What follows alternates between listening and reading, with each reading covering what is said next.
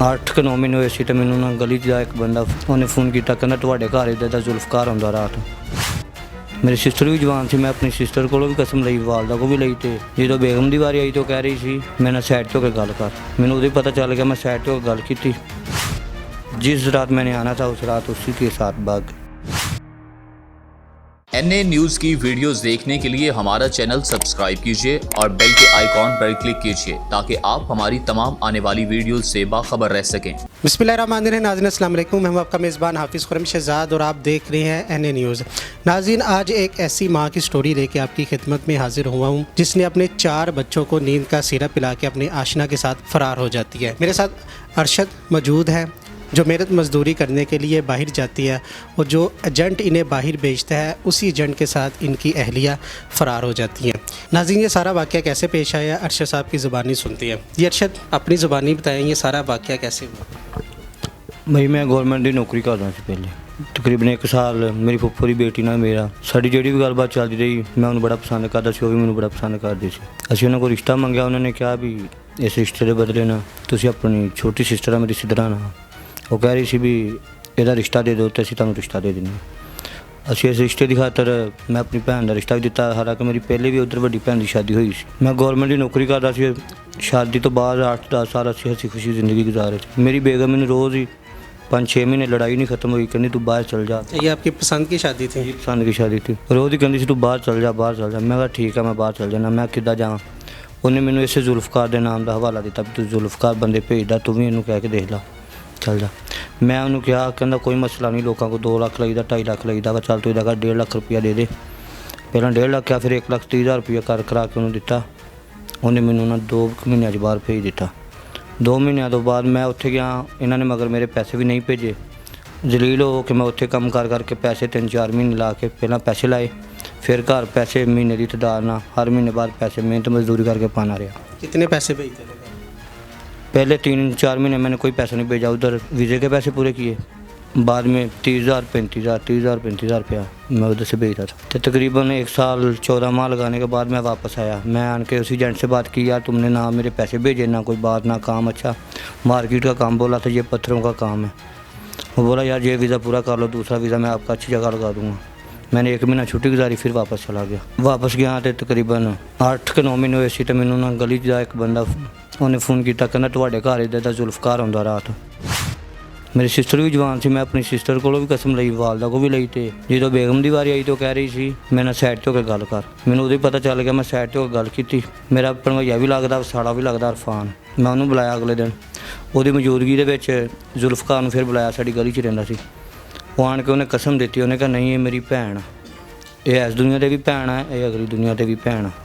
ਤੇ ਬਾਅਦ 'ਚ ਫਿਰ ਮੈਂ ਯਕੀਨ ਕੀਤਾ, ਫਿਰ ਉੱਦਾਂ ਹੀ ਹੱਸੀ ਖੁਸ਼ੀ ਜ਼ਿੰਦਗੀ ਗੁਜ਼ਾਰੇ।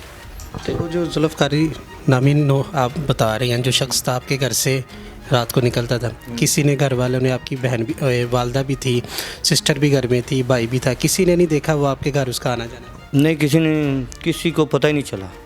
मेरे हिसाब से वो कोई गोलियाँ शोलियाँ चाय में इस्तेमाल करते थे और बाद में 2 घंटे 3 घंटे। आपकी मिसिज़ वो चाय में गोलियां डाल के नींद की सुला देती थी सब? जी सबको सुला देती थी, और वो पता नहीं 1 घंटा रुकता था या 2 घंटे रुकता था, ये अल्लाह को पता। जब किसी ने देखा मुझे तो तब पता चला। अच्छा, जब आपने कुरान पाक से हलफ लिया से तो क्या कहा? उसने बोला भी ये मेरी इस दुनिया में भी बहन है और दूसरी दुनिया में भी बहन है। उसका भाई मौजूद था उधर, तो मैंने फिर उसी तरह यकीन कर लिया, भारत में भी उसी तरह पैसे भेजता रहा। जिस रात मैंने आना था उस रात उसी के साथ भाग। तो मैं बस यही जानना चाहता हूँ, ये कुरान शरीफ है जो भी है, कुरान शरीफ के ऊपर जो बहन बनाता है ना, वो तो सकी बहन से भी ज़्यादा अजीज़ होती है। मुझे बात ये समझ नहीं आती कि अगर कुरान शरीफ पे बहन बनाना, बाद में उसको बीवी बनाना, ये तो नहीं है, ये कानून के ख़िलाफ़ है। ये कितना अर्सा हो गया इस वाक़े को? देखिए 1.5-2 साल मैं जिधर भी भागता हूँ ना, उसने मेरे पैसे मेरे ऊपर लगा कर वो निकल जाते हैं, मेरे पैसे मेरे ऊपर लगा कर निकल जाते हैं। कभी कोई धमकी लगाते हैं, कभी कोई धमकी लगाते हैं, कभी बच्चों को ऐसा कर देंगे कि बच्चे उठा लेंगे, आपकी बच्चियाँ भी आपके पास नहीं रहेंगी। मैंने बोला अगर बच्चियों की बात आई ना फिर कुछ भी हो सकता है। अभी तो हम बैठे हैं ना खामोश, जब बच्चियों की बात आएगी ना तो कुछ भी हो सकता है। जो औरत अपनी इज़्ज़त की हिफाजत नहीं ना कर सकती तो वो बच्चियों की इज़्ज़त की क्या हिफाजत करेगी? वो खुद फाश है, वो क्या करेगी? अच्छा साहब, आपके बच्चे कितने हैं? मेरे 3 बच्चे हैं। تو جو ایک بیٹا ہوا نا میرے جانے کے بعد جب میں چھٹی گزار کر گیا میں نے اپنی بیوی سے پوچھا کوئی مسئلہ ہے؟ نہیں کوئی مسئلہ نہیں. جانے کے بعد 10.5 مہینے بعد بچہ پیدا ہوا.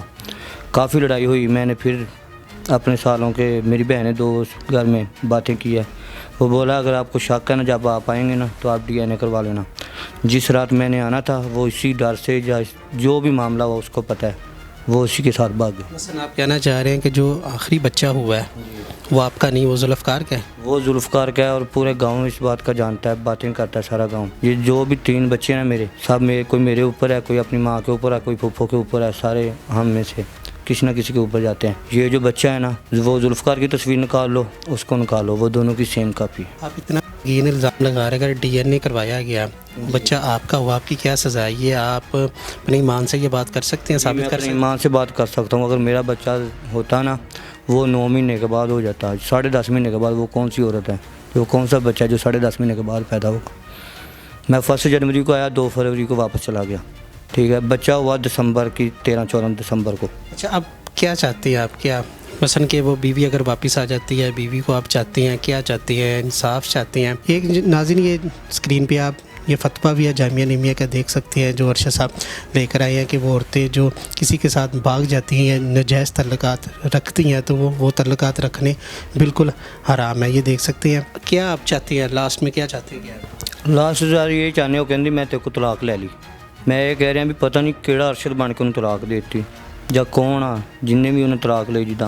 نہ میں آپ نے طلاق نہیں دی؟ نہ ہی میں نے طلاق. وہ کیا کہتی ہے؟ عدالت کے تھرو لی ہے؟ وہ میں نے عدالت کے تھرو لی ہے. عدالت آپ کو کوئی نوٹس آیا؟ کوئی چیز نہیں ہمارے پاس آئی. اگر عدالت کے تھرو بھی لیا ہے، 1 نوٹس آتا، 2 آتا، کوئی بھی 1 کاغذ بھی نہیں آیا. صرف 1 نوٹس آیا، وہ بھی ان لوگوں نے یہ جاری کیا ہے. انہیں اپنے بھائیوں کا بھی نام لکھایا، میرا بھی لکھایا اور میرے بھائی کا نام بھی لکھایا. بھی ان لوگوں سے مجھے جان سے خطرہ ہے. اچھا یہ جو ایجنٹ ہے جس نے آپ کو باہر بھیجا، جس کے ساتھ آپ کہہ رہے ہیں بیوی کے ناجائز تعلقات تھے، تو یہ باہر جانے سے پہلے بھی آپ کے گھر اس کا آنا جانا تھا، ملاقات تھی؟ یہ بیگم کے جاننے والا تھا کہ آپ کے جاننے والا تھا؟ سر جی پہلے تو یہ میری بیگم لاہور میں رہتی تھی نا، تو جب گاؤں میں آئی نا اس کے گھر تو ہمارا آنا جانا ہے ہی نہیں تھا. یہ میرے باہر جانے کی وجہ سے نا چلو گھر والوں نے بولا بھی چل بھیج دیا. کبھی فون آ گیا، کوئی مسئلہ بنتا تھا، میں ادھر سے پریشان تھا بھی کیا مسئلہ ہے، میں نے گھر میں پیسے نہیں بھیجا ہوں، بچوں کا نظام کیسا چلے گا. میں تو ادھر یہ آیا تھا، اسی لیے آیا تھا کہ بچے خوش رہیں. بچے اور پریشان ہو گئے. یہ کبھی کوئی بات کرتا تھا آن کر، کبھی مجھے نہیں پتہ تھا بھی اندر کیا چل رہا ہے کیا نہیں، ان کے دل کا مجھے نہیں پتہ تھا. اور پھر یہ بھی پتہ چلا کہ یہ ذوالفقار نے اپنے بھائی کے 6 ماہ ہوئے سی شادی کا، اس کی بیگم لے کر بھاگ گیا. اس کے بھی 3 بچے ہیں. ابھی اس کو چھوڑا، ابھی میرے گھر کو ہاتھ لگایا. اس کا یہ شروع سے یہ کرمنل ہے، اس طرح کے کام شروع سے کرمنل. اچھا مجھے یہ بتائیں ارشد صاحب، محنت مزدوری کرنے یا بچوں کے لیے آپ باہر گئے، بیگم نے بھیجا کہ بچوں کا مستقبل اچھا بن جائے گا، ٹھیک ہے. اب آپ کیا دیکھتے ہیں؟ دکھ ہوتا ہوگا آپ کو، کتنی محنت آپ باہر کر رہے ہیں اور پیچھے سے کیا ہوا؟ دکھ تو ہوتا ہے. ابھی نا اتنا دکھ ہو رہا ہے حافظ صاحب، یہ یقین کرو کہ جو ماں بھی بات کرتی ہے نا، ماں کے اوپر بھی یقین نہیں ہوتا. بہن بات کرتی، بہن کے اوپر بھی یقین نہیں ہوتا. صرف ایک کی اس کی وجہ سے بھی اس نے پسند کی شادی کی اور اس کے بعد بھی اس نے اعتبار توڑ دیا. ابھی کسی رشتے کے اوپر یقین ہوتا ہی نہیں. بس ابھی اس کو یہی ہے بھی جو بھی اس کی سزا بنتی ہے اس کو اس کی سزا ملنی چاہیے. اگر یہ قرآن میں جائز ہے، اس نے قرآن اٹھا کر بہن کا ہے، تو پھر اگر اس کی سزا نہیں بنتی جو ہماری سزا بنتی ہم کو دیں. اچھا آپ نے طلاق نہیں دی، اگر وہ آ جاتی ہے واپس، معافی مانگ لیتی ہے، توبہ کر لیتی تو آپ قبول کر لیں؟ نہیں سر جی، ایسی فحش عورت کو ہم کبھی 1 منٹ بھی قبول نہیں کریں. جی ناظرین، آپ نے ارشد کی بات سنی. یہ سارا واقعہ اس نے اپنی زبانی پیش کیا کہ کس طرح وہ باہر محنت مزدوری کرتے تھے. جس ایجنٹ نے اسے باہر بھیجا اسی نے دھوکے کے ساتھ اس کی بیوی کے ساتھ ناجائز تعلقات قائم کیے اور وہ ماں 4 بچوں کو سیرپ پلا کے نیند والا اس کے ساتھ فرار ہو جاتی ہے. سچ کیا جھوٹ کیا ہے یہ آنے والا وقت بتائے گا. ارشد صاحب نے یہ بھی مطالبہ کیا کہ DNA کروایا جائے، چاہے جو چھوٹا بچہ ہے اس کا وہ پتہ چل سکے، سچ کا سچ اور جھوٹ کا جھوٹ ثابت ہو سکے. کمنٹس میں اپنی رائے کا اظہار ضرور کیجیے گا. اسی کے ساتھ اپنے میزبان حافظ خرم شہزاد کو دیجیے گا اجازت. اللہ نے کے بعد.